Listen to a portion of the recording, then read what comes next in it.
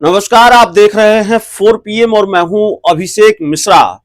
देखिए, पिछले 24 घंटों में बिहार के मुख्यमंत्री नीतीश कुमार को लेकर 3 महत्वपूर्ण बयान आए हैं और पिछले 24 घंटे में नीतीश कुमार को लेकर जो बयान आए हैं वो 3 बयान जिसने बिहार की राजनीति में खेल की संभावनाओं को और मजबूत कर दिया है या बिहार में सियासी खेल के संकेतों को और मजबूत कर दिया है और इस सवाल को और वाजिब बना दिया है। इस सवाल की प्रासंगिकता इस वक्त और बढ़ गई है कि क्या बिहार में वाकई कोई बड़ा सियासी खेल होने जा रहा है।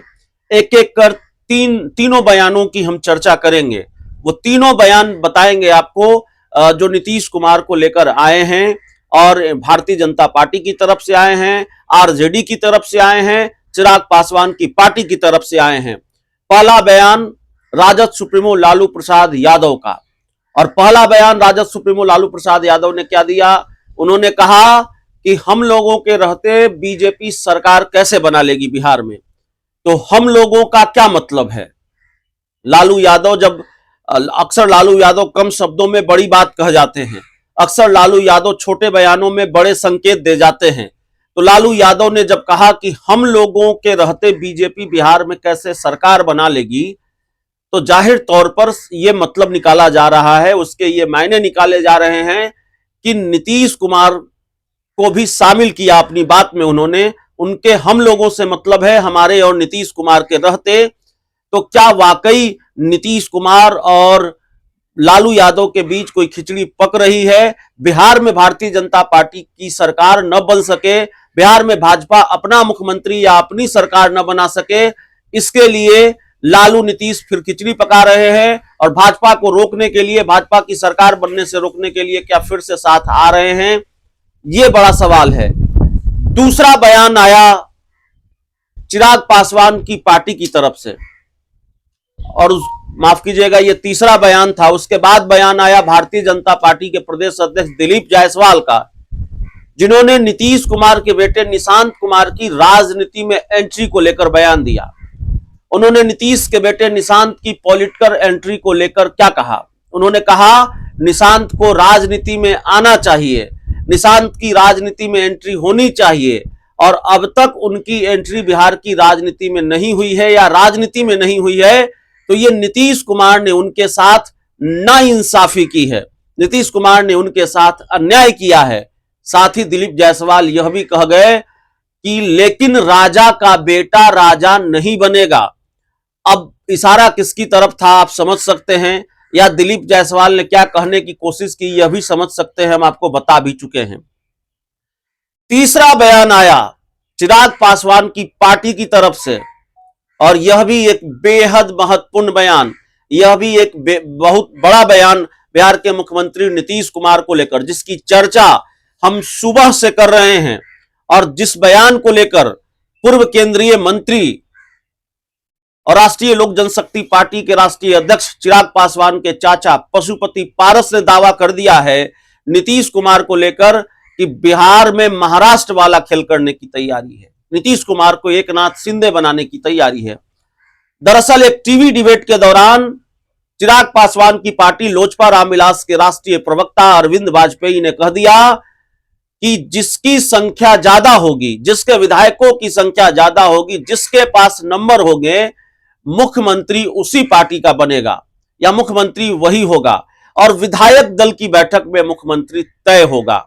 तो एक एक कर 3 बयान, लालू यादव का बयान, भाजपा के प्रदेश अध्यक्ष दिलीप जायसवाल का बयान, और उसके बाद चिराग पासवान की पार्टी का बयान, एक एक कर तीनों बयान, और तीनों बयान इन संकेतों को मजबूत कर रहे हैं कि बिहार की राजनीति के अंदर खाने कुछ तो चल रहा है, कोई तो ऐसी बात है, कुछ तो ऐसी खिचड़ी पक रही है जिसकी भनक शायद दूसरों को नहीं है, या जिसके बारे में लगातार इनकार किया जा रहा है, नकारा जा रहा है। हम तो लगातार कह ही रहे हैं कि स्थिति सामान्य नहीं है और बिहार की सियासत में कभी भी कोई भूचाल आ सकता है, उसकी आहट सुनाई दे रही है।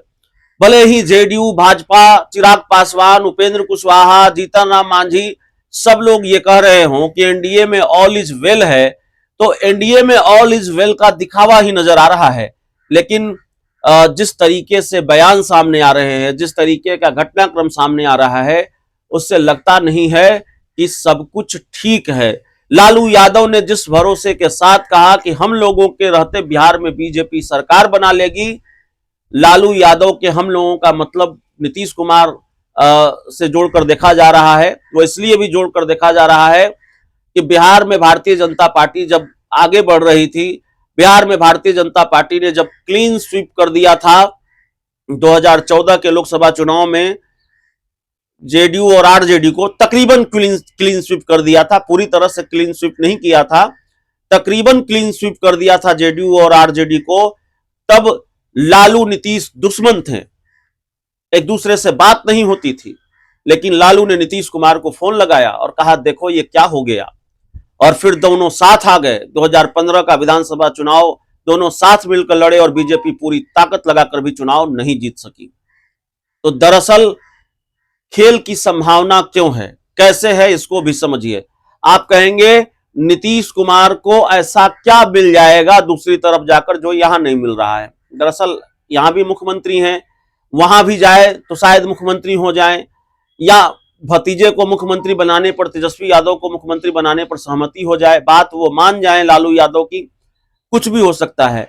लेकिन यहां संकट बहुत सारा है, यहां संकट पार्टी में टूट का है, यहां संकट जो साफ दिखाई दे रहा है ऐसे बयानों से, घटनाक्रमों से, अमित शाह की चुप्पी से, कि नीतीश कुमार को लेकर भाजपा ने मन बना लिया है, तय कर लिया है कि अब इनको कुर्सी पर नहीं रहने देना है, अब इनको मुख्यमंत्री की कुर्सी नहीं देनी है।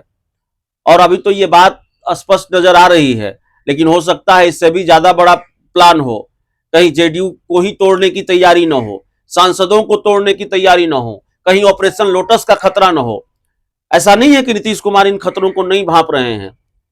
यहां बैठकर जो हम चर्चाएं कर रहे हैं वो बात नीतीश कुमार के समझ में नहीं आ रही होगी। आदित्य ठाकरे ने भी एक तरह से चेताया है नीतीश कुमार को। आदित्य ठाकरे ने भी, उद्धव ठाकरे के बेटे हैं, उन्होंने भी एक तरह से अलर्ट किया है बिहार के मुख्यमंत्री नीतीश कुमार को भी कि जो हमारे साथ हुआ, अरविंद केजरीवाल के साथ हुआ, वो आपके साथ भी हो सकता है।